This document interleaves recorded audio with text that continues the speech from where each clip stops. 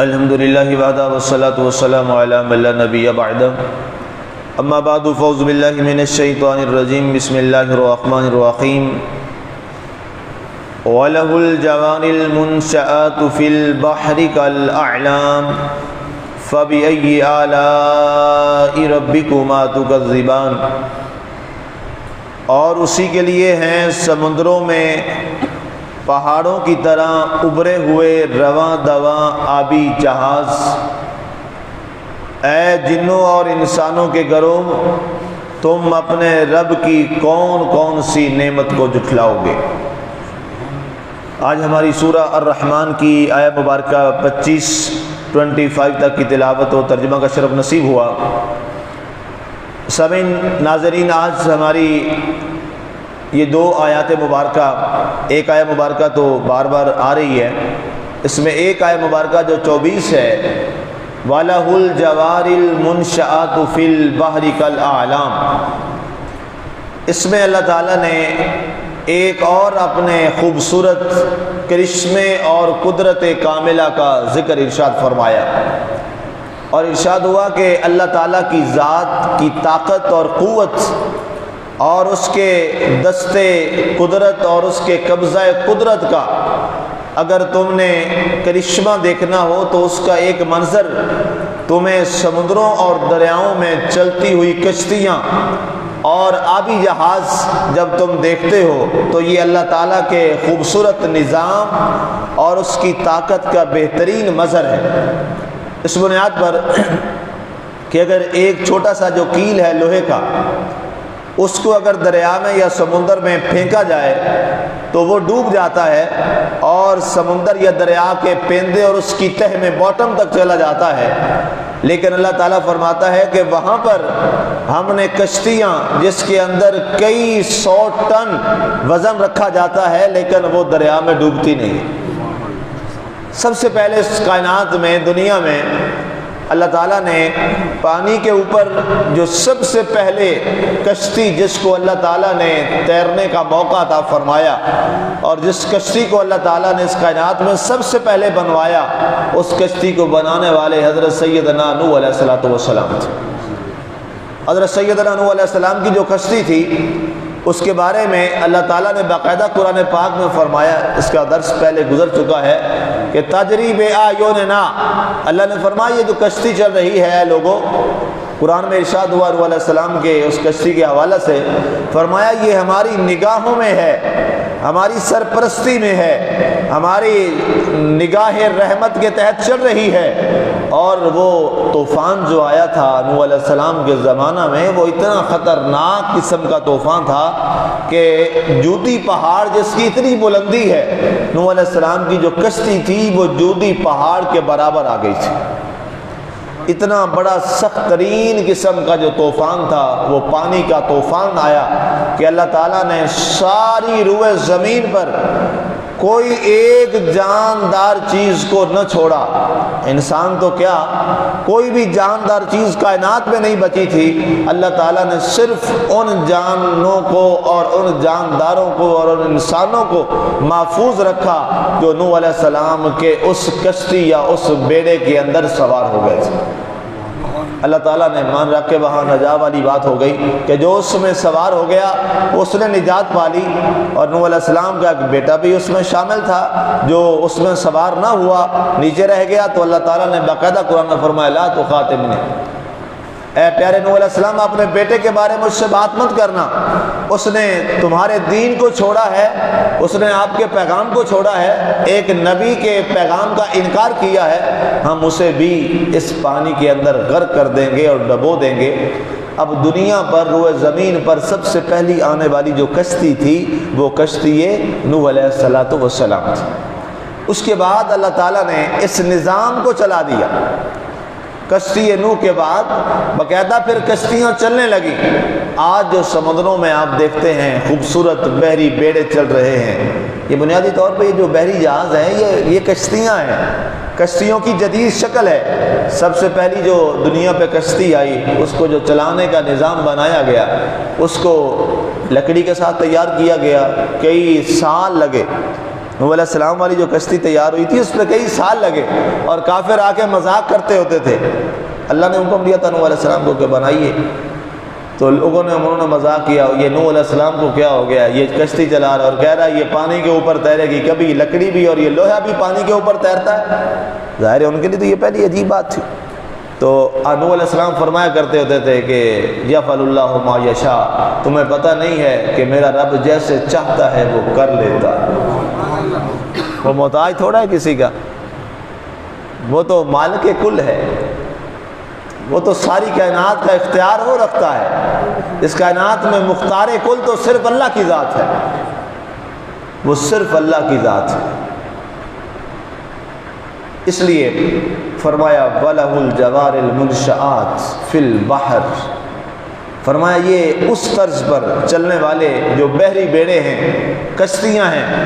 میں عرض کر رہا تھا کہ سب سے پہلے جو کشتی اللہ نے چلائی، اس کے بعد باقاعدہ طور پر بانس آیا، چپو کا نظام آیا، سسٹم چلتا رہا، نظام چلتا رہا۔ پھر جیسے جیسے انسان کو اللہ نے عقل دی، وہ اپنی عقل کو استعمال کرتا چلا گیا۔ اس نے کہا اس کی جدید اور شکل بنائی جائے۔ پھر اس چپو کو چلانے کے لیے ایک چھوٹی سی مشینری اس پہ لگا دی گئی۔ پھر اس چھوٹی سی مشینری کو بڑھا کر آگے کئی ہارس پاور پر آگے جنریٹ کیا گیا انجن کو، اس کے انجن کو بنایا گیا کہ اگر چھوٹا سا یہ اس کی جو ایک مشینری ہے، اگر یہ چپو والی طاقت کے ساتھ اگر 100 یا 50 آدمیوں کو لے جا سکتی ہے، تو اگر ہم اس پر جنریٹ کر کے بڑا ایک خوبصورت قسم کا کئی ہارس پاور کا ہم اگر انجن یہاں پہ لگا دیں تو ہم تو اس بڑی کشتی کو بڑا کر کے کئی ٹن وزن جو ہے وہ ہم لا سکتے ہیں۔ پھر وہی نظام چلتا چلتا آج یہاں تک پہنچا ہے، وہ کشتی کی تحقیق اور جدید اور جدت کا نظام جو اللہ نے فرمایا وَلَهُ الْجَوَارِ الْمُنْشَآتُ، کہ اب باقاعدہ سمندروں کے اندر آب دوزیں مر گئی۔ اب یہ جدید نظام ہے، سمندر کے اندر آب دوز چلتی ہے اب، اور اس آب دوز کے اندر اتنی جدید تحقیق آ گئی۔ اللہ کا نظام دیکھیے کہ وہ جب سمندر میں اور پانی میں چلتی ہے تو کسی دوسرے ملک کی آب دوز یا کشتی جو ہے وہ آپ کی حدود میں داخل نہیں ہو سکتی۔ جو ہی وہ پانی کو ٹچ کرے گی آپ کی حد کو، جیسے ہمارا یہ بارڈر لائن ہے نا ہمارے یہ پوری ریاست کی، پاکستان کی، جہاں سے آگے نہ ہم جا سکتے ہیں نہ دوسرا ملک ہمارے اندر آ سکتا ہے، وہ ایک بارڈر لائن ہے۔ اسی طرح پانیوں کی ایک بارڈر لائن ہے، ایک حد ہے کہ وہاں حد تک ہم جا سکتے ہیں، اس کے بعد پھر اگلے ملک اس کی حد ہے، وہ ہماری طرف نہیں آ سکتا، ہم ادھر نہیں جا سکتے۔ اگر کریں گے تو یہ بارڈر لائن کی وائلیشن سے کہا جاتا ہے۔ تو اب وہ جو آب دوز ہے وہ اگر کراچی میں یہاں پر چل رہی ہے اور کسی اور سطح سمندر سے کوئی آب دوز کسی دوسرے ملک کی آپ کے ملک کی حدود میں داخل ہوتی ہے تو فوراً وہ پانی کے اندر رہتے ہوئے آپ کو بتا دے گی کہ آپ کی پانی کی حدود میں کوئی اور کشتی آ گئی۔ تو یہ جدید نظام جو ہے یہ سارے کا سارا یہ کیا ہے؟ وَلَهُ الْجَوَارِ الْمُنْشَآتُ، جس کو اللہ نے کئی 100 سال پہلے قرآن میں بتا دیا۔ فرمایا اے لوگو، ایک یہ نظام ایسا ہم نے بنا دیا ہے کہ تم جب سمندروں میں چلتے ہوئے بحری بیڑے اور جہاز اور کشتیاں دیکھتے ہو تو یاد رکھنا یہ جو اتنے بڑے مضبوط، قرآن نے کیا فرمایا؟ کالأعلام، کل اعلام، یہ کس انداز میں ہے؟ پہاڑوں کی طرح، پہاڑوں کی طرح۔ پچھلے دن ایک بحری بیڑا پھنسا رہا، کوئی مہینہ 1.5 مہینہ پھنسا رہا، یہ ہماری کراچی ہماری لائن پر۔ اس کی ہائٹ آپ نے دیکھی ہوگی ٹی وی پر، میڈیا پر، کتنا وہ اونچا تھا، اور یوں واقعی لگتا تھا کہ سمندر کے اندر جیسے کوئی پہاڑ کھڑا ہوا ہے۔ کئی دن اس کو لگے رہے اس کو لنگر انداز کرنے میں، لیکن نہیں ہو سکا، اتنا وزنی تھا، اتنے کئی 100 ٹن اس کے اندر جو ہے وہ تجارتی سامان تھا، اور اس کی ہائٹ اتنی بلند تھی کہ یوں لگتا تھا کہ جیسے جناب کسی نے ایک پہاڑ کی چوٹی اٹھائی ہے اور آ کر سمندر کے اندر کھڑی کر دی۔ اللہ نے فرمایا اتنے بلند۔ اچھا دیکھیں، اس وقت اتنے بڑے سسٹم نہیں تھے، لیکن قرآن کو دیکھیے، اللہ کے نظام کو دیکھیے، جو 2021 میں یا اس کے بعد ہونے والا تھا، اللہ نے 1500 سال پہلے وہ قرآن میں ہمیں بتا دیا۔ فرمایا ایک وقت آئے گا، ایک زمانہ آئے گا یہ کشتیاں بدلتی بدلتی بدلتی جدید تحقیق میں ڈلتی ڈلتی ڈلتی اتنی بلند ہو جائیں گی، یہ بحری بیڑے اتنے بلند ہو جائیں گے کہ جیسے پہاڑ کی بلندی. اور ابھی اور آئے گا، ابھی اور آئیں گے، یہ اور زیادہ بلندی آئے گی. کیونکہ قرآن پاک نے پہاڑ کا نام لیا ہے تو دنیا میں جتنا جو سب سے بلند ترین چوٹی ہے، ماؤنٹ ایوریسٹ دنیا کی سب سے بلند ترین چوٹی ہے، اور اس کے بعد K2 ہے دنیا کی بلند ترین چوٹی جو ہمارے پاس ہے، پاکستان میں ہے. ایک زمانہ آئے گا، قرآن نے یہ فرمایا ہے، اس کی بلندی کے برابر بھی بحری بیڑا تیار ہوگا. اس لیے کہ رب نے قرآن میں فرما دیا. یہ تحقیق چلتی، جب یہ قرآن نازل ہوا ہوگا، جب یہ آیت آئی ہوگی تو اس وقت لوگ ضرور سوچتے ہوں گے کہ یہ کشتی پہاڑ کے برابر کیسے ہو سکتی ہے. وہ سوچتے ہوں گے، انہوں نے نہیں دیکھا یہ منظر، لیکن اللہ نے ہمیں دکھا دیا آج. اور جو ہمارے بعد آنے والی قوم ہوگی وہ اس سے بھی بلند دیکھے گی، اور جب وہ قرآن کو پڑھیں گے. یہی قرآن کا سب سے بڑا معجزہ ہے. دنیا میں جو بھی کتاب آئی، ایک عرصے کے بعد، کچھ وقت کے بعد اس کتاب کی جو افادیت ہوتی ہے وہ ختم ہو جاتی ہے. دنیا میں بڑی کتابیں لکھی جا چکی، بہت لکھا گیا، اب بھی لکھا جا رہا ہے، لیکن یہ دنیا کا اصول ہے، ہر رائٹر جو بک لکھتا ہے، کتاب لکھتا ہے، ایک وقت کے بعد اس کی جو افادیت اور اس کے پڑھنے والے جو ہیں وہ بالکل ختم ہو جاتے ہیں. میں اس کی سادہ سی ایک مثال دیتا ہوں.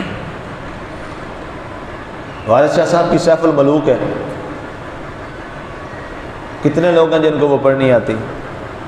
آج کے آپ MBBS ڈاکٹر سے، آج کے BS کرنے والے بچے کو، PhD ڈاکٹر کو پوچھ لیں کہ آپ کو سیف الملوک کا پتہ ہے، پہلی بات اس کو پتہ ہی نہیں ہونا یہ ہے کہ، حالانکہ بڑی کتاب ہے، ختم ہوتی جا رہی ہے ایسی چیزیں. ریسرچ پہ آئیں بہت ساری کتابیں، ایک وقت کے بعد ختم ہو گئیں.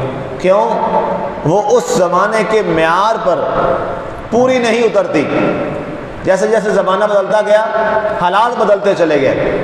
لیکن قرآن کا کمال معجزہ ہے، اس کو جس زمانے کی صدیوں میں بھی لے کے آؤ گے، قرآن اس زمانے کے پورے تقاضے کر رہا ہے.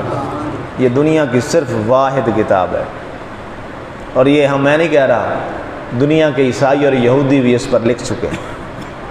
انہوں نے کہا واقعی ہماری بائبل جو ہے وہ اس زمانے پر پوری نہیں اتر رہی. یہودی آج مان چکا ہے کہ تورات اس زمانے کے مطابق نہیں پوری اتر رہی، ہمیں تبدیل کرنا پڑ رہی ہے. بائبل مسلسل چینج ہو رہی ہے، تورات مسلسل چینج ہو رہی ہے. زبور تو بہت ساری ہی محرف ہو چکی، لیکن آج تک ہمیں ضرورت نہیں پڑی، اور نہ قیامت تک ضرورت پڑے گی کہ قرآن تبدیل کرنا پڑے، نہ ہوگا. اور نہ ہمیں سر جھکانا پڑے گا کہ ہمارا قرآن اس زمانے کے مطابق پورا نہیں اتر رہا. الحمدللہ آج بھی اور آنے والے قیامت تک جتنی صدیاں آ جائیں، قرآن کو جب بھی دیکھے ہوئے زمانے کے معیار کے مطابق بہترین انداز میں کتاب. یہ اعجاز ہے، یہ معجزہ ہے اس قرآن پاک کا. اس کے بعد اللہ نے فرمایا فَبِأَيِّ آلَاءِ رَبِّكُمَا تُكَذِّبَانِ. اے لوگو، اے جنوں اور اے انسانوں، اے میرے ہمارے مخاطب انسان، تو پھر اپنے رب کی کس کس نعمت کا انکار کرے گا؟ یہ ساری نعمتیں اللہ ذکر کرتا ہے، اور نعمت ذکر کرنے کے بعد پھر ہمیں یاد کرواتا ہے، ہمیں ریوائز کرواتا ہے. کیا؟ فَبِأَيِّ آلَاءِ رَبِّكُمَا تُكَذِّبَانِ. اے جن و انس، تم اپنے رب کی کس کس نعمت کو جھٹلاؤ گے؟ اللہ ہمیں اس کی دی ہوئی نعمتوں پر کلمہ شکر ادا کرنے کی توفیق عطا فرمائے. آمین. وما علینا الا البلاغ المبین.